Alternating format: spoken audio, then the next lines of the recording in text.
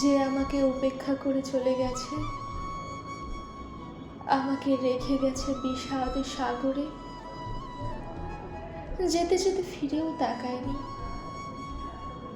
চোখ দুটো জলে ছলছল করেনি তার, একটিবারও ভাবেনি আমি কেমন থাকবো। সে আর ফিরে না আসুক, তবুও যদি সে ফিরে আসে আমার কোনো দুঃখ বোধ নেই।